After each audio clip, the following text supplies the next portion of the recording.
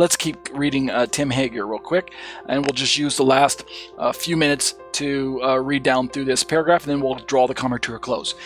This is the technical part. I'm trying to get this out of the way. For those of you who can stomach it and who need this part of it, please bear with me. For those of you who, if this is too technical, you're fine to fast forward through the video or fast forward through my YouTube these parts and jump straight to the theological parts that we're going to look at later on. But for those of you who need the technical parts, just buckle in. Tim Hegg continues, the point of Greek grammar that should be mentioned here is that the noun theos is definite even though it lacks the article. Did you catch that?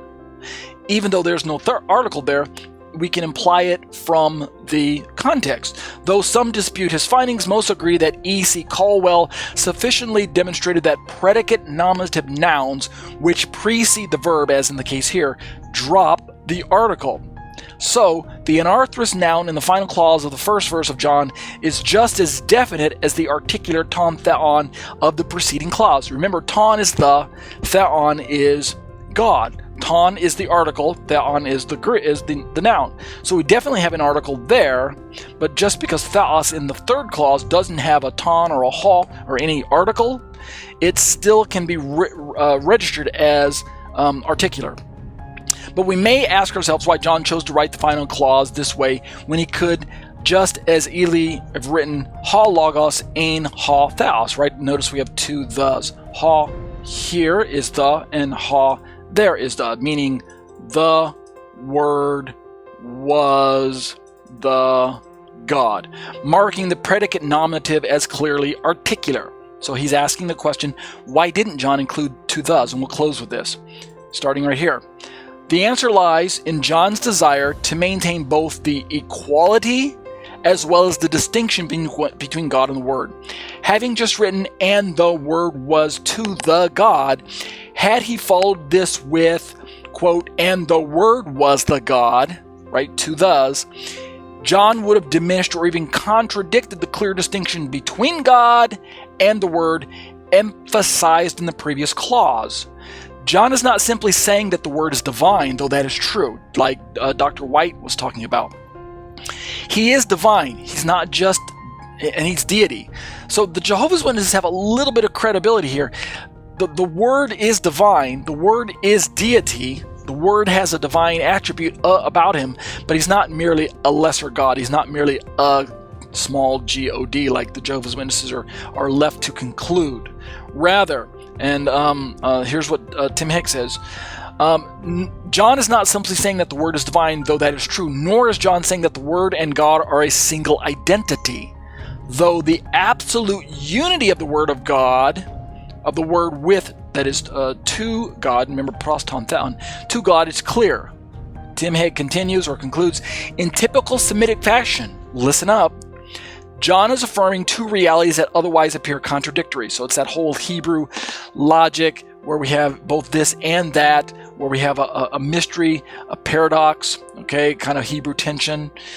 This is typical Semitic Hebrew tension. The word Yeshua is God while at the same time distinctly identified as the Word who shares a unique relationship with God.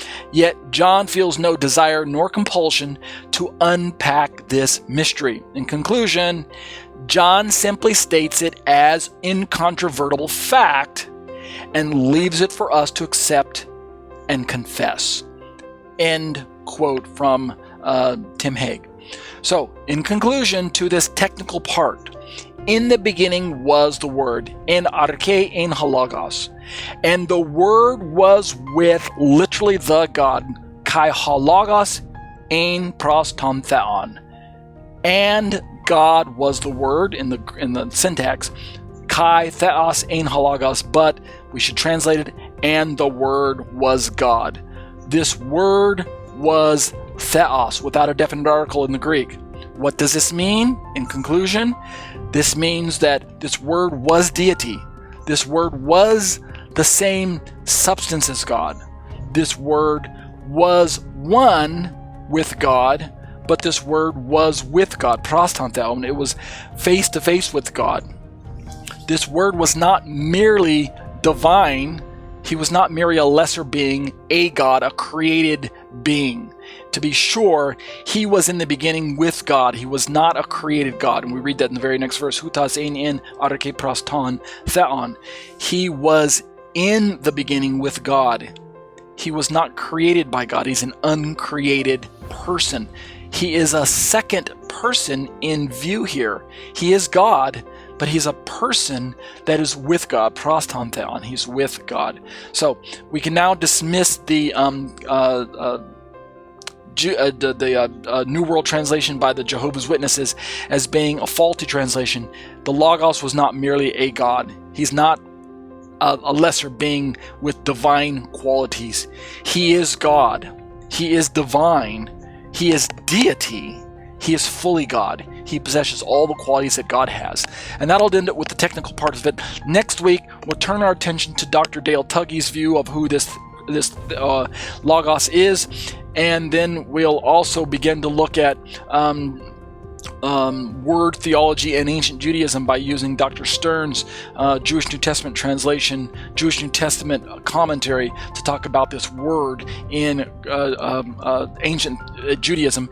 And then we'll also continue down through my own article about the word according to Judaism and look at this fascinating view of how the Targum, which is an ancient Aramaic translation, paraphrase really, of the Hebrew, which was in existence a couple hundred centuries prior to Yeshua, so it's even earlier than the New Testament writings, and how the ancient Jewish theologians wrestled with this idea of God and his eternal word. With that, let's draw our study to a close. Amen. Amen.